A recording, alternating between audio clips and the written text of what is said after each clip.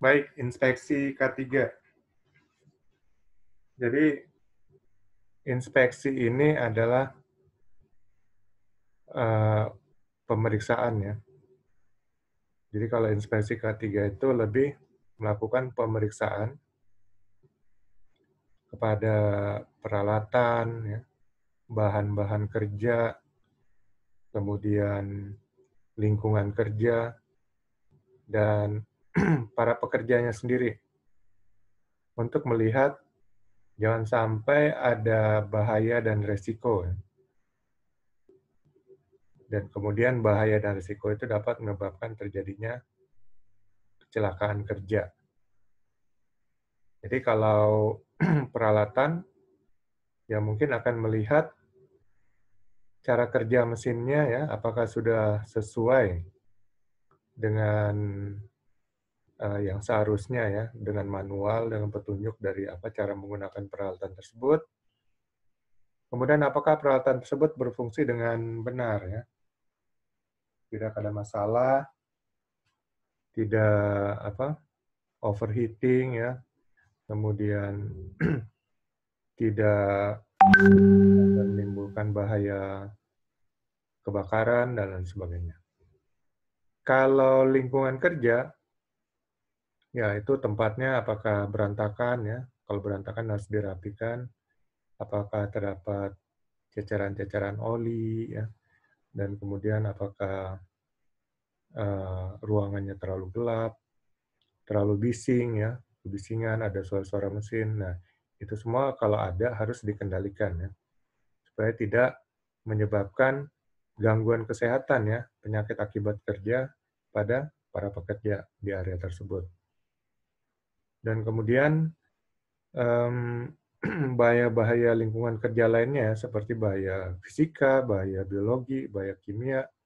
Ya, kalau ada bahan-bahan kimia itu harus diperlakukan sesuai petunjuk keselamatan sesuai MSDS-nya, Material Safety Data Sheet atau lembar data keselamatan bahan. Dan kalau para pekerjanya ya, ini yang terutama juga, untuk memperhatikan apakah ada perilaku-perilaku dan kondisi-kondisi tidak aman. Ini yang menurut SW Hendrik dan perusahaan DuPont, 90-96% merupakan penyebab terjadinya kecelakaan kerja ya, jadi dari manusianya. Nah, ini benar-benar harus diperhatikan ya. Nah, untuk manusia ini apakah mereka memakai APD dengan benar ya? Apakah mereka mengikuti prosedur? Dan apakah mereka memperhatikan lingkungan kerjanya? Apakah mereka bekerja memiliki kompetensi sesuai dengan apa yang dikerjakan dan sebagainya. Nah, ini semua berhubungan supaya jangan sampai terjadi unsafe act, unsafe condition ya, tindakan tidak aman dan kondisi tidak aman yang 90-an% menyebabkan terjadinya kecelakaan kerja. Jadi itu gunanya inspeksi K3, benar-benar melakukan pemeriksaan, pengawasan area kerja agar baik peralatan, bahan kerja, lingkungan kerja, metode kerja, kemudian para pekerjanya, semuanya dalam kondisi aman, sehat, dan selamat. Ya. Kalau sehat, ya berarti para pekerjanya. Kalau yang lainnya, lingkungan kerja, bahan kerja, peralatan kerja, itu dalam kondisi selamat. Ya. Artinya bekerja sesuai dengan peruntukannya. Nah, siapa yang melakukan inspeksi K3? Nanti ada inspeksi reguler, sudah tentukan siapa yang akan melakukannya. Ada inspeksi khusus ya. Inspeksi khusus ini biasanya yang bersifat teknis ya, inspeksi peralatan, sebagainya. Kemudian ada inspeksi tidak terencana. Inspeksi tidak terencana ini biasanya untuk mengecek atau mencari bukti ya, bahwa benar-benar di sini telah terjadi penyimpangan gitu. Jadi mendadak ya datang, nah itu inspeksi mendadak.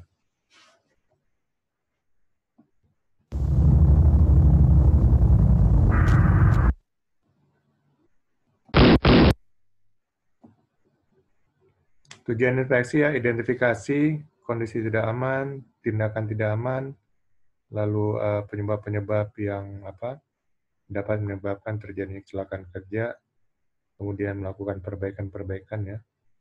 Jadi kalau mesin sudah panas, berfungsi tidak sesuai dengan peruntukannya, ya ini harus dilakukan koreksi. Nah, jangan sampai dia mungkin terbakar, meledak, dan sebagainya. Dan kemudian perilaku-perilaku tidak aman, kondisi tidak aman, ini segera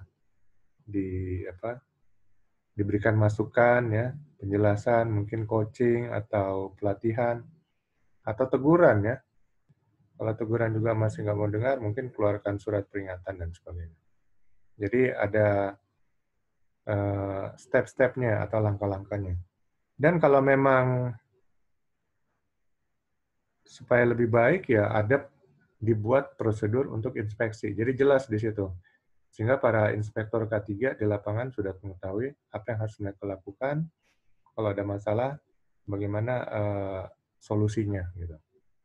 Jadi harus memang sediakan prosedur untuk inspeksi ya, atau SOP untuk inspeksi K3.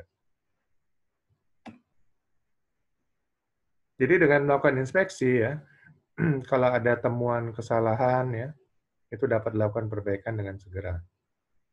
Kemudian kalau ada sesuatu penyimpangan ya, itu bisa segera diperbaiki sebelum penyimpangan itu dapat menyebabkan terjadinya kecelakaan kerja.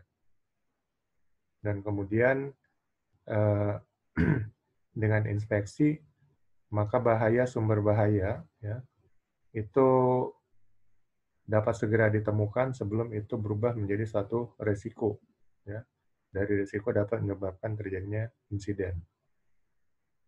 Ya, dengan melakukan inspeksi juga dapat diketahui performa ya dari suatu area kerja, apakah mereka sudah dalam kondisi performa yang baik atau performa yang buruk yang perlu dilakukan perbaikan dengan segera.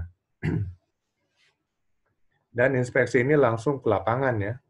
Jadi nggak hanya lewat mungkin monitor atau dengar laporan, sehingga bisa langsung kontak untuk melihat ya perilaku-perilaku tidak aman daripada karyawan, dan mungkin langsung segera dilakukan koreksi. Dan dengan inspeksi juga, ya, kalau ada penyimpangan dari para pekerja itu segera di-coaching, ya, diberikan penjelasan, masukan, sehingga akan tumbuh kesadaran K3. Dan dengan inspeksi juga, semua program-program K3 itu dapat dijalankan. Karena kalau belum diterapkan, segera dijelaskan oleh inspektor. Ya. Sehingga program K3 dapat berjalan dengan lancar. Dan inspeksi terutama dilakukan oleh pengawas. Ya, ada juga inspeksi dilakukan oleh safety man. Ya. Tapi safety man ujung-ujungnya melapornya kepada pengawasnya, ya, atasannya atau supervisornya. Dan nanti pengawas yang akan mengambil tindakan. Kenapa harus pengawas? Ya, karena pengawas yang lebih mengetahui ya mengenai pekerjaan tersebut. Kemudian dia juga harus dekat ya dengan timnya, dan dia paham dengan sifat tabiat timnya, dia paham mengenai kondisi kerja, ya, cara kerja, dan dengan pengawas dia dapat langsung menegur timnya ya, dia langsung coaching ya, langsung memberikan mungkin pengarahan yang tepat dan sebagainya. Jadi pengawas memang wajib untuk selalu terlibat dalam inspeksi. Dan nanti mungkin bisa dibantu oleh safety man, ya. Safety man atau departemen safety, ya itu memang tugas hariannya adalah inspeksi. Namun kalau ada temuan, mungkin tidak langsung memberikan teguran, ya, mungkin memberikan masukan. Kalau ada perlawanan, mungkin baru lapor kepada pengawas.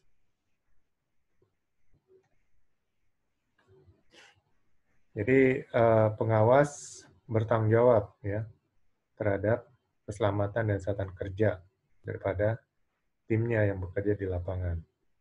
Dan itu sebabnya Dalam teori domino S.W. Henry, ya, ada 5 domino. Domino kelima adalah kerugian-kerugian akibat insiden. Domino keempat, insiden itu. Domino ketiga, penyebab langsung, ya, tindakan tidak aman, kondisi tidak aman. Domino kedua, penyebab dasar, yaitu faktor personal, ya, dari para pekerjanya dan faktor pekerjaannya. Dan domino pertama itulah faktor manajemen atau pengawas. Jadi, kalau dari pengawas semua sudah bisa dikendalikan, maka domino kedua, penyebab dasar tidak jatuh, dan domino selanjutnya, domino ketiga, penyebab langsung tidak jatuh, dan tidak akan terjadi kecelakaan, ya, domino keempat. Jadi pengawas merupakan ujung tombak lah, menurut teori domino, supaya tidak terjadi kecelakaan kerja. Maka pengawas benar-benar harus diberikan pelatihan dan kompetensi untuk bisa mengawasi dengan efektif. Kalau di pertambangan memang ada khusus untuk pengawas, ya, mendapatkan pelatihan, ya, pengawas operasional pertama, pengawas operasional media, dan pengawas operasional utama. Ya, jadi pengawas benar-benar memahami semua areanya. Dan harus, ya. Jadi kalau ada pengawas yang belum memahami, dia harus belajar, ya. Dia harus mencari informasi terhadap semua pekerja di area kerja menjadi tanggung jawab pengawasannya. Dia harus mengetahui prosedur kerjanya, ya, sehingga dia bisa melakukan pengawasan. Kalau dia nggak tahu prosedur kerja, ya dia harus membaca dan mempelajarinya. Kemudian dia harus mengerti semua peralatan-peralatan kerja yang ada di area pengawasannya, apa fungsinya, bagaimana cara kerjanya, ya, bagaimana cara kerja dengan efektif, dengan aman. Dia harus membuka manual book daripada peralatan tersebut, ya, dan harus pelajari. Kalau memang dia belum ada informasi, manual booknya nggak ada, dia harus meminta mungkin bagian pembelian atau bagian HRD untuk mendatangkan vendor, ya, yang menyediakan peralatan tersebut. Dan dia harus minta untuk diberikan pelatihan. Jadi nggak bisa hanya mengira-ngira, oh ini cara kerjanya gini, ini cara enggak. Pengawas harus memahami peralatan kerja di area yang menjadi tanggung jawab pengawasannya. Dia harus tahu cara kerjanya, ya, cara kerja amannya, cara kerja dengan efektif, ya. Kalau enggak, bagaimana dia akan mengawasi? Bagaimana dia akan katakan, oh ini peralatannya nggak bekerja dengan benar, ya. Jadi dia harus tahu dulu. Kemudian dia harus paham metode kerja, SOP, segala macam. Dia harus tahu, dia harus pelajari. Lingkungan kerja, dia harus tahu, ya, bahaya-bahaya fisika, kimia, biologi, bahaya ergonomi, psikologi, fisiologi yang ada di area kerja yang jadi tanggung jawab pengawasannya. Ya, ini semua tanggung jawab pengawas. Dia harus paham semuanya ini. Dia harus kenal dengan semua para pekerja yang di daerah yang menjadi area tanggung jawab pengawasannya. Dan ini membutuhkan pengawas itu harus proaktif. Kalau pengawas yang pasif, ya itu tidak efektif jadinya, ya. Dia hanya menunggu, oh, ada dikasih. Ini SOP pelajari. Dia hanya nunggu, ini manual peralatan. Ya kalau nggak ada yang ngasih-ngasih, dia nggak akan tahu-tahu, ya. Dan akhirnya performa pengawasannya buruk, gitu. Jadi pengawas harus proaktif. Kalau nggak ada, dia harus minta ke manajemen atau bagian yang memang memiliki, seperti contohnya manual mesin, manual peralatan kerja. Tentunya ada di bagian maintenance, ya, atau bagian produksi dan sebagainya. Metode kerja, ya, ada di bagian departemen masing-masing. Lingkungan kerja, nah ini butuh pengamatan dia, ya. Dia akan bisa klasifikasikan mana bahaya fisika, mana bahaya biologi, ya, mana bahaya kimia, mana bahaya ergonomi. Dia harus bisa klasifikasikan dan dia harus bisa paham. Jadi pengawas harus memiliki pengetahuan dan skill, ya, yang khusus dan lebih daripada orang atau orang-orang yang diawasinya.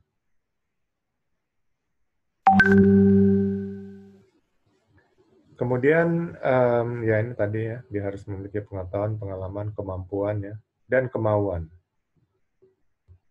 Ya, proaktif. Kalau nggak ada kemauan, nggak proaktif ya. Pengawas ini akan menjadi pengawas yang pasif dan performanya pastinya buruk.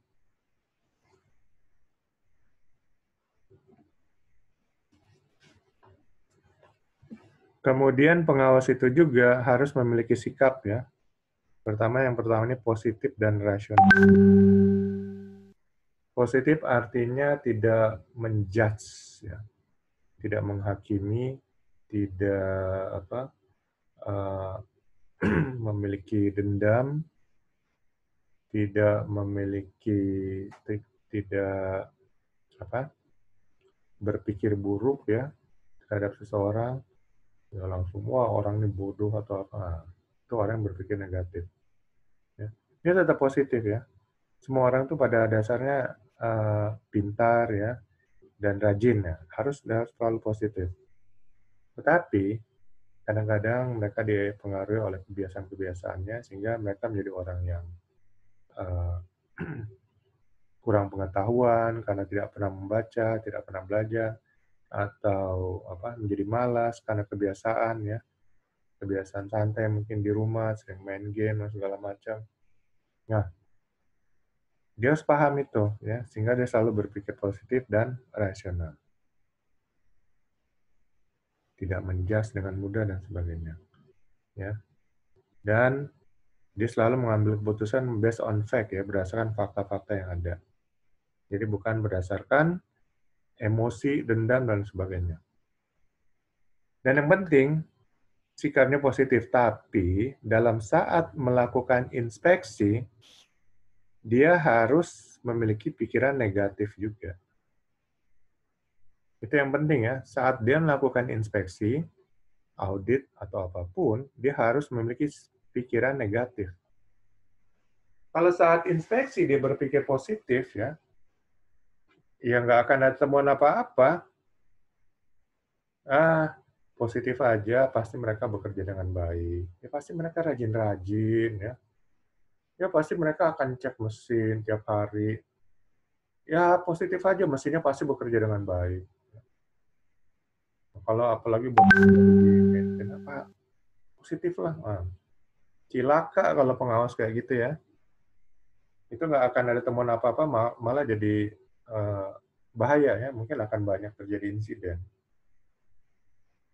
Karena dia mengawasi, dia inspeksi, dan dia nggak akan ada temukan apa-apa kalau terlalu berpikir positif. Jadi ingat ya, dalam kebiasaan sehari-hari kita wajib berpikir positif dan rasional. Tapi saat bertugas sebagai inspektor, pikiran negatif lah yang dikedepankan. Wah, ini kayaknya mesinnya harus dicek nih. Jangan-jangan dia kerjanya nggak benar. Saya harus dengerin cara bunyinya. Apakah ada asap, apakah terlalu panas mesin, dan sebagainya. Pikiran negatif. Kemudian saya harus cek nih orang ini. Ya, apakah dia bekerja sesuai prosedur ya. Saya harus perhatikan, saya harus amati. Itu karena berpikir negatif. Saya harus cari lingkungannya, apakah ada tumpahan oli, berantakan dan sebagainya. Saya benar-benar cari semuanya itu. Saya harus melihat apakah ada ergonomi ya, bagaimana para bekerja, apakah sesuai dengan sikap yang benar dan sebagainya. Nah itu. Ya, jadi khusus dalam saat melakukan inspeksi ya atau pemeriksaan, dia harus mendahulukan sikap negatif, pola pikir negatif. Ya, pokoknya semua auditor, inspektor, ya, asesor, semua mereka itu harus mengedepankan pola pikir negatif saat sedang bertugas. Sama investigator juga ya, itu harus berpikir negatif. Kalau nggak akan ada temuan. Ya. Karena kita terlalu positif, percaya sama orang gitu kan. Kemudian jujur ya, berintegritas ya, ini wajib, semua pekerjaan juga harus jujur ya. Jadi dia laporkan apa adanya ya, kemudian dia tegur apa adanya, bukan karena ada dendam pribadi dan sebagainya. Fleksibel ya, dia bisa bersikap, berpikir positif ya dalam aktivitas sehari-hari, namun saat melakukan inspeksi dia harus mengedepankan pola pikir negatif ya, curiga terus. Nah, kemudian dia harus berikan fleksibel juga ya saat menegur para pekerja ya yang tidak bekerja sesuai dengan konsep keselamatan dan kesehatan kerja. Tapi di luar itu ya mungkin mereka adalah teman gitu kan. Apakah teman selevel, apakah teman atasan dengan bawahan dan sebagainya. Jadi dia bisa memperlakukan dirinya dengan fleksibel. Kemudian dia harus bisa bekerja dengan sistematis ya, bekerja dengan program ya. Walaupun dia sudah pengalaman waktu inspeksi, dia harus menyiapkan checklist ya, apa-apa yang perlu diperiksa. Bekerja dengan sistematis, ya itu akan lebih membuat dia bisa bekerja dengan lebih efektif. Kemudian kategori inspeksi ya. Nanti di sini ada tanggung jawab inspeksi baik eksternal maupun internal. Inspeksi ini mungkin dia akan menginspeksi seluruh daerah area kerjanya. Mungkin situ ada pekerja kontraktor ya. Mungkin di situ ada mesin-mesin ya milik pihak ketiga, milik kontraktor dan sebagainya. Atau dia bekerja sesuai dengan ini internal ya, karyawan-karyawan perusahaan tempatnya bekerja ya, peralatan-peralatan sendiri. Jadi ini tanggung jawab eksternal, internal. Kemudian untuk jenis inspeksi ada tidak terencana ya. Ini bisa masuk ke dalam kategori inspeksi mendadak. Ada yang terencana ya, reguler, rutin. Ada inspeksi khusus ya. Khusus untuk memeriksa cara kerja peralatan-peralatan ya. Apakah ya mungkin biasanya tahunan. Apakah sekalian diuji atau hanya pemeriksaan visual? Mungkin dalam kurun waktu tertentu harus diuji 2 tahun atau 5 tahun harus melakukan ujian. Ada uji beban lah, uji sesuai dengan cara kerja dari peralatan tersebut dan sebagainya. Dan itu namanya inspeksi khusus ya. Mungkin sekalian juga untuk sertifikasi.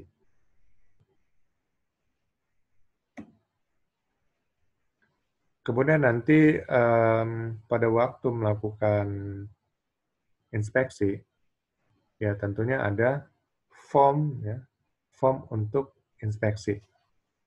Jadi di form inspeksi itu nanti ada catatan-catatan ya, catatan-catatan ya mungkin area mana dilakukan oleh siapa, kapan dilakukan dan sebagainya. Dan kemudian ada temuan ya, temuannya apakah positif atau negatif ya biasanya yang penting untuk catat adalah temuan negatif. Dan kemudian tindak lanjutnya seperti apa dan sebagainya. Itu nanti tergantung kebutuhan nanti untuk internal dibuat form sendiri. Jadi untuk form inspeksi ini tidak ada standar khusus yang diatur oleh pemerintah. Standar internasional pun tidak mengatur secara khusus. Intinya yang harus ada adalah mungkin temuannya seperti apa, ya. Apakah mungkin mau diklasifikasi lagi temuannya ya, apakah masuk ke bahaya fisika, kimia, biologi, ya, bahaya metode kerja, ergonomi, atau mungkin langsung ke tindak lanjutnya seperti apa, PIC tindak lanjut seperti apa. Jadi kalau ada temuan, tentu ada tindak lanjutnya untuk melakukan perbaikan terhadap temuan tersebut.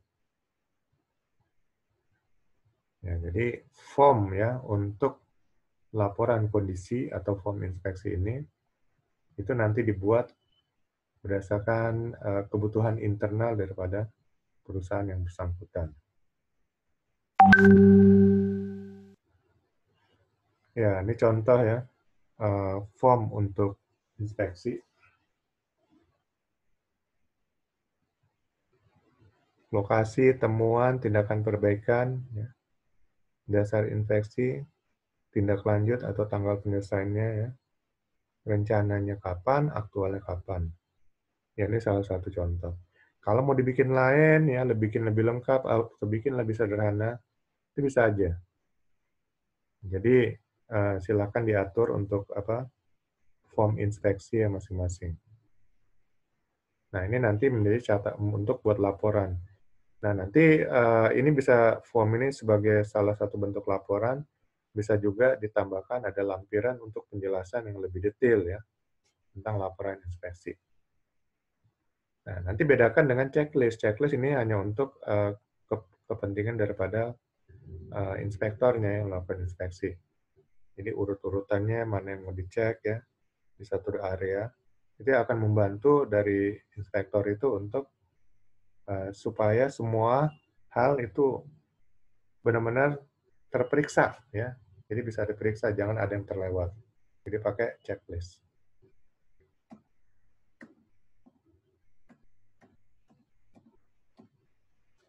Ya nanti tergantung ya mana dulu yang mau diamati, apakah tindakan tidak aman ya, apakah tindakan kritis ya, yang kemungkinan bisa langsung dapat menyebabkan insiden dan sebagainya. Jadi intinya kalau tindakan tidak aman, kondisi tidak aman memang perlu diamati. Karena kita harus memastikan bahwa benar-benar ini tindakan tidak aman ya, atau kondisi tidak aman. Kalau ini berupa aspek kritis ya, yang kalau dibiarkan dapat langsung mungkin terjadi kecelakaan kerja, ini harus segera dilakukan tindakan perbaikan segera ya. Jadi langsung mungkin pekerjaan dihentikan atau apa, dan kemudian pekerja yang melakukan tindakan tidak aman di coaching ya, atau diberikan pelatihan atau diberikan nasihat atau tindakan lainnya ya. Dan diharapkan kemudian dilakukan perbaikan, lalu upaya perbaikan itu tujuannya agar tidak terulang lagi nih tindakan berbahaya tersebut. Ya mungkin sebagai bukti harus ada tanda tangan ya.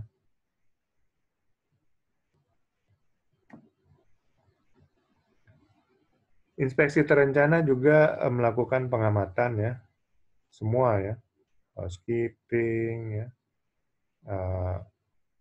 ini kerapihan ya, tata papan, lalu faktor-faktor fisika seperti pencahayaan,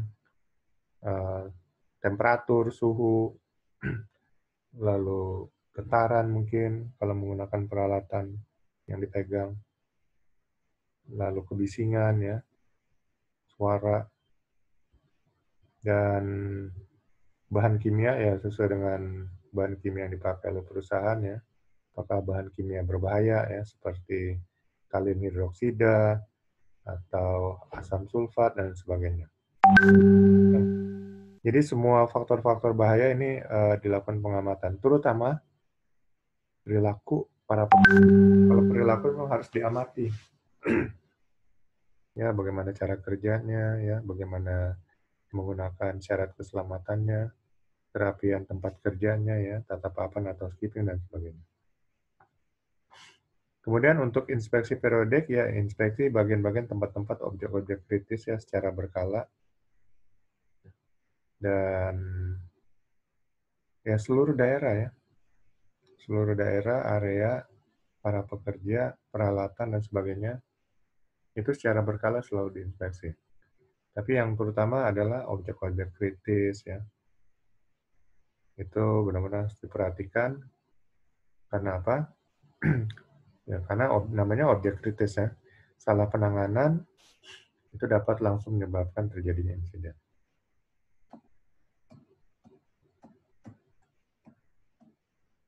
Kemudian dalam mengamati juga ya, itu kita bikin checklist.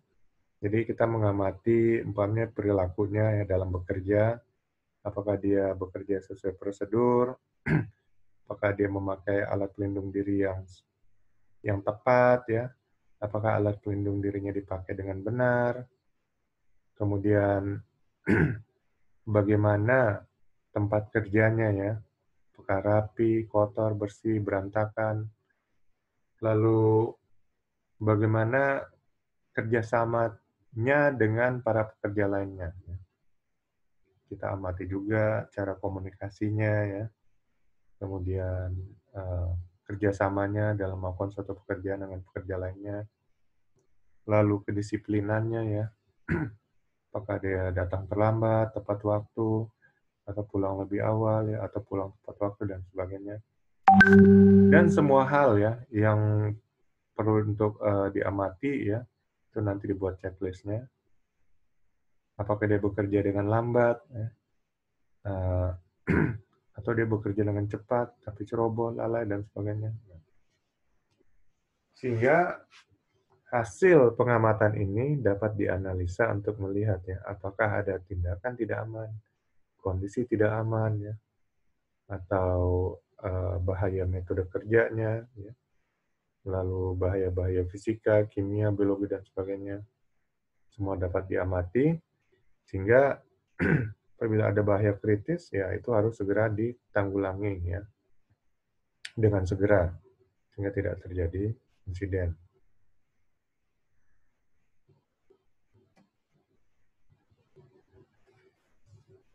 Ya, kembali kepada pengawas ini. Ya. Dia harus ada waktu khusus ya. Jadi ada jadwal khusus untuk melakukan inspeksi. Dia akan melakukan pengamatan total ya. Pengamatan total itu menggunakan semua panca indera ya. Penglihatan, pendengaran ya, penciuman. Kemudian ada checklist. Nah, ini yang tadi saya sudah bicarakan. Dia pakai lembar pemeriksaan yang standar atau checklist. Sehingga tidak ada yang terluput ya kalau pakai checklist.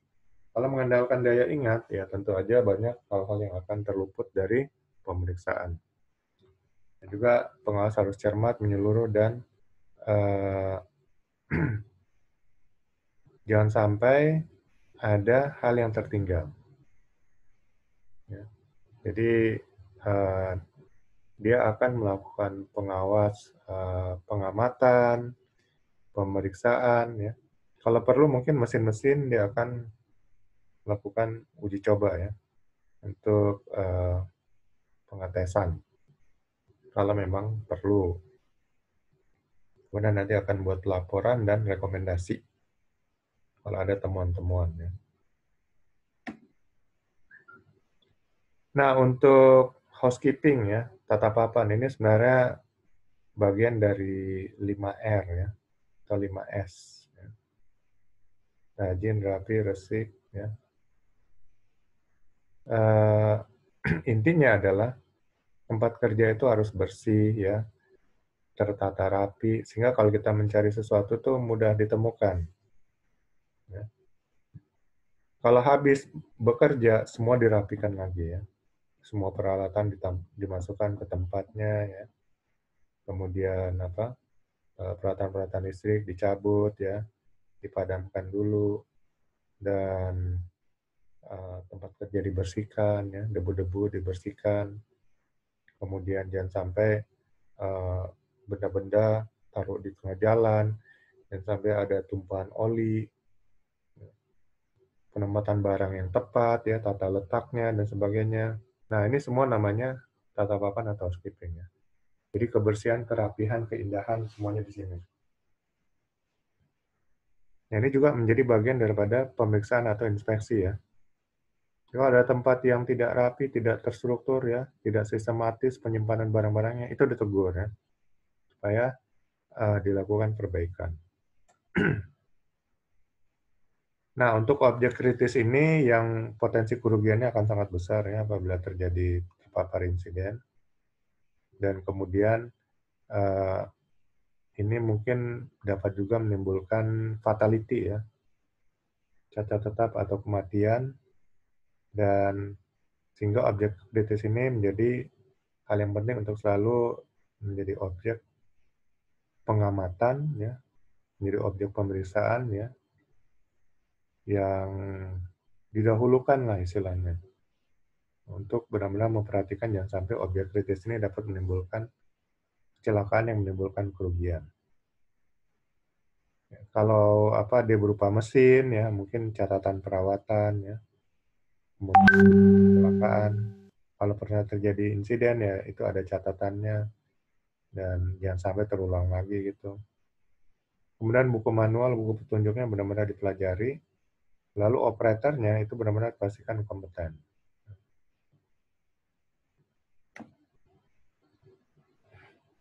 Kemudian perlu diperhatikan juga saat inspeksi kondisi fisik secara umum, ya, peralatan-peralatan mekanik, ya, safety device, pelindung mesin, ya, seperti gerinda, itu ada bagian yang pelindung untuk bagian berputarnya, itu namanya safety devices atau pelindung mesin.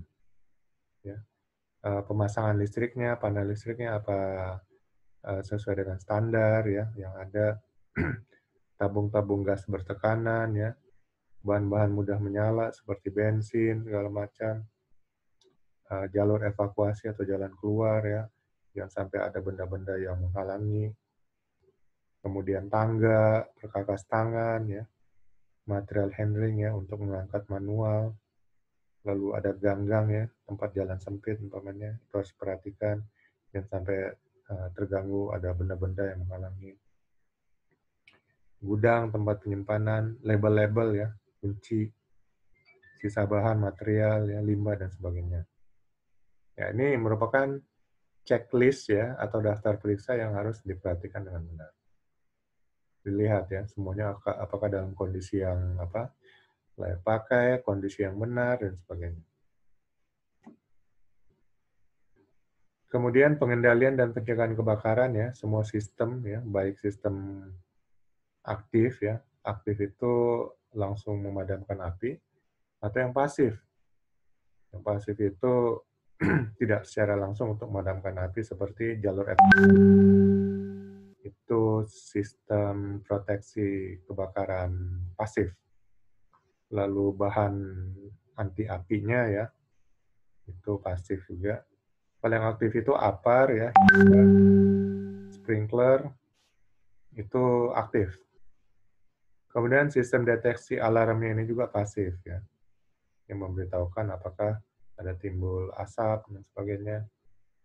Kalau itu smoke detector. Kalau heat detector, ya, tingkat panasnya naik, ya, suhunya. Lalu ada light detector, ya, kalau untuk tempat-tempat yang gelap. Nah, kalau ada kebakaran kan muncul cahaya, itu langsung terdeteksi dan detektor yang bekerja langsung membunyikan alarm. Ya, ini semua jalur evakuasi, sistem penyiraman, ya, untuk sprinkler, pemadam api portable APAR, ya, pencegahan kebakaran, ya, yaitu dinding anti apinya, pengurungan kebakaran. Nah, ini konsep bagaimana pakai selimut, ya, selimut anti api, pengurungan kebakaran. Kemudian pemberitahuan kebakaran, ya. Ya, ini bagian dari mungkin sistem alarmnya, pelayanan kebakaran dan peralatan kebakaran. Ini semua dicek, ya, diperiksa apakah semuanya berfungsi dengan benar pada waktu melakukan inspeksi. Lalu untuk inspeksi lingkungan dan kesehatan, ya, memperhatikan juga bahan-bahan kimia, ya, material beracun, material yang bisa mudah berkarat, ventilasinya, ya, kebisingan, radiasi, temperatur, penerangan, bahan berbahaya, alat pelindung diri yang sesuai, ya, sarung tangan karet umpamanya untuk memegang bahan-bahan kimia dan sebagainya. Nah, untuk tahapan inspeksi ini dimulai dari persiapan. Jadi seperti checklist, ya, jadwalnya segala macam, APD. Nah, ini disiapkan dalam fase persiapan. Kemudian pada waktu inspeksi, ya, Nanti ada siklus pengamatan, ya, objek inspeksi, pengamatan total, klasifikasi bahaya. Ya.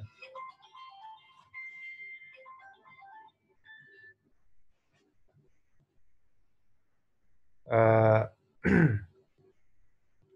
kemudian nanti ada setelah itu mengisi membuat laporan inspeksi. Nah, ini siklus pengamatan, ya. Jadi siklus pengamatan ini pertama memutuskan, ya, apa yang akan kita perhatikan, amati, berhenti sejenak, lalu kita amati. Kemudian bertindak dan melaporkan. Jadi ini seperti siklus untuk mengamati supaya kita memperhatikan tindakan tidak aman, kondisi tidak aman, ya. Jadi kalau memang ada unsur bahayanya, segera kita bertindak, ya. Mungkin menghentikan pekerjaan, ya, dan melarang pekerjaan tersebut sebelum diambil tindakan perbaikan. Baru ini kita laporkan. Ya, ini kenapa perlu siklus pengamatan? Ya. Karena hampir semua kecelakaan ini akibat tindakan tidak aman. Unsafe act, ya. 90%. Ini tindakan tidak aman berhubungan dengan APD, ya, posisi seseorang, posisi yang salah, 30%, ya, karena peralatan 28%, reaksi seseorang terhadap pekerjaan atau sesuatu hal 14%, ya. Reaksi yang salah ya bisa menyebabkan insiden. Pelanggaran prosedur, ya, dan aturan 12%. Ini semua tindakan-tindakan tidak aman.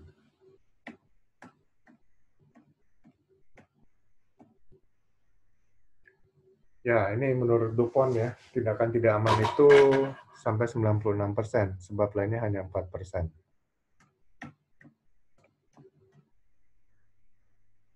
Lalu pengamatan kita meliputi bagaimana pemakaian APD, ya, reaksi seseorang, ya. Jadi reaksi seseorang ini dalam melakukan pekerjaannya, ya. Bagaimana dia melakukan pekerjaannya, itulah reaksi seseorang. Posisi seseorang, ya, posisi dalam bekerja. Jadi kalau posisinya salah, ya, berdiri di tempat ketinggian terlalu tepi, ujung, nggak pakai pelindung, ya, itu juga bahaya. Jadi dalam bekerja kita melihat posisinya. Posisi saat mengelas, ya, kita bisa lihat juga apakah berbahaya atau tidak. Posisi saat menggerinda, dan sebagainya. Dan bagaimana perkakas dan peralatannya, ya, apakah layak pakai atau enggak, ya, ini juga bagian daripada pengamatan. Lalu nanti kita perhatikan prosedur-prosedurnya dan aturan-aturan terkait pekerjaan yang para pekerja yang kita amati tersebut. Ya, kemudian kita lihat alat pelindung diri apakah digunakan tepat, ya, bahaya dari pekerjaannya dan sebagainya. Mulai dari pelindung kepala, pelindung mata dan muka, ya, pelindung telinga, pelindung hidung, penciuman, ya, alat pernapasan, pelindung tangan, pelindung kaki, pelindung badan, dan seterusnya. Lalu reaksi atau perbuatan seseorang, ya. Jadi bagaimana saat dia membutuhkan APD, ya, apakah tepat? Jangan sampai saat membutuhkan APD dia sedang memegang alat atau mesin yang berputar, ya, akan mengenai dirinya.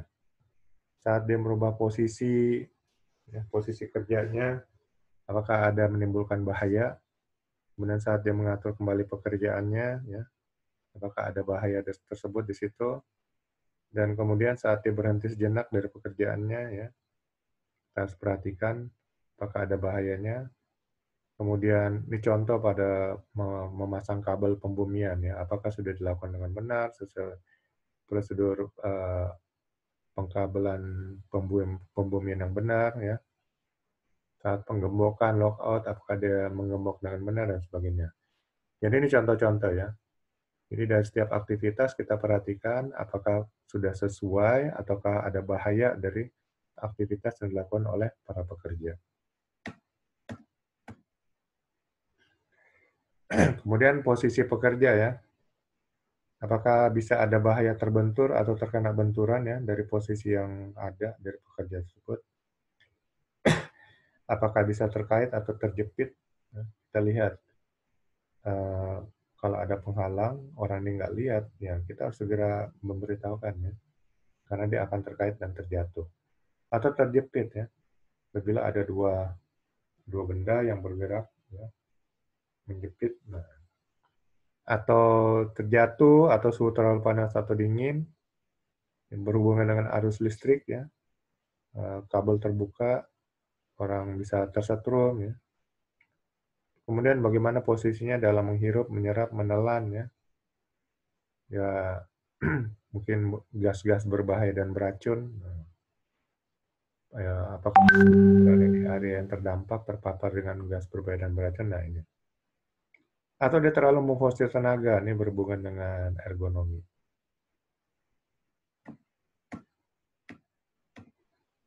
Kemudian kita amati juga penggunaan perkakas dan alat-alat apakah sesuai dengan pekerjaannya, atau dia tidak ada rotan akar pun jadi. Ya boleh aja sih, cuman jangan sampai itu biasanya akan menimbulkan bahaya insiden gitu.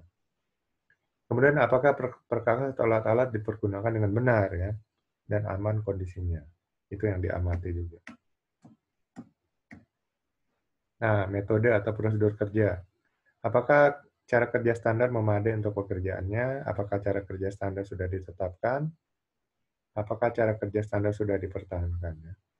Jadi SOP juga harus ada penetapannya ya, itu berarti resmi. Kemudian memadai cukup nggak? Kalau nggak cukup, ini harus dibicarakan lagi SOP-nya ya, atau metode kerjanya. Dan kalau sudah baik, apakah dilakukan dengan benar? Kalau metodenya sudah baik, tinggal pekerjaannya, apakah dia melakukan sesuai metode atau enggak. Untuk pengamatan total, ini mulai dari melihat, ya, mendengar, membaui, atau mencium, meraba, merasakan. Jadi 5 panca indera. Ya, melihat bagaimana pekerja itu melakukan pekerjaannya, mendengar ya bunyi peralatan, apakah mesin-mesin, apakah mungkin berfungsi dengan baik. Biasanya kalau mesin yang sudah tidak berfungsi dengan baik akan terdengar ya bunyi protok-protok dan sebagainya. Berarti itu sudah tidak benar fungsinya. Membawa, mencium apakah ada bau-bau kebakaran atau bau yang bahan kimia berbahaya, bau gas berbahaya. Ya, meraba apakah mesinnya terlalu panas atau apa ya.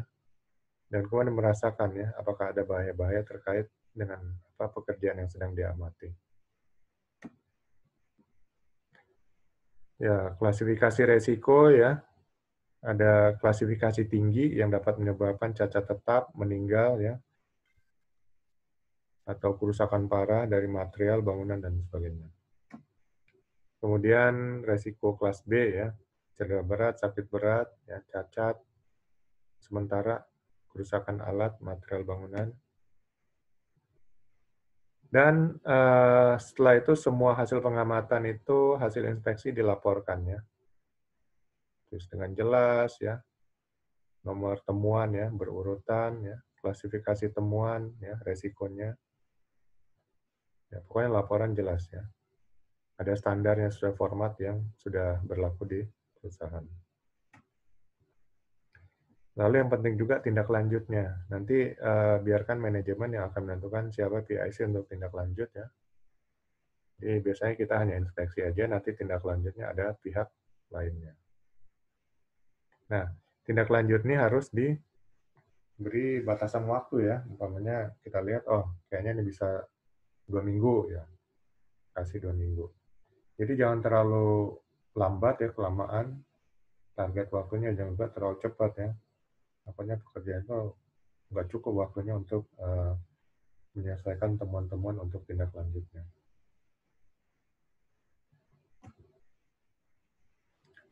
Oke, itu semua.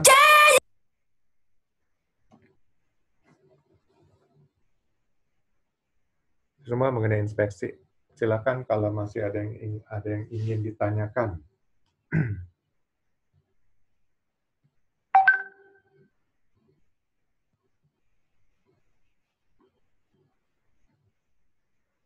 Ya, jadi nanti sebagai HSE officer, tentunya inspeksi ini menjadi aktivitas harian ya dari teman-teman sekalian, sehingga eh, kemampuan untuk melakukan inspeksi ini harus dikuasai dengan benar.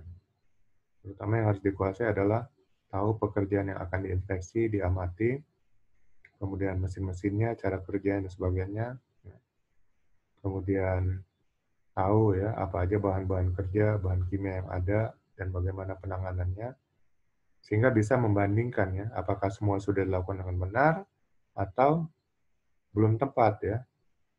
Kemudian tahu kapan ada tindakan kritis yang berbahaya harus segera dihentikan ya. Dan kemudian tahu bagaimana cara membuat laporan inspeksi.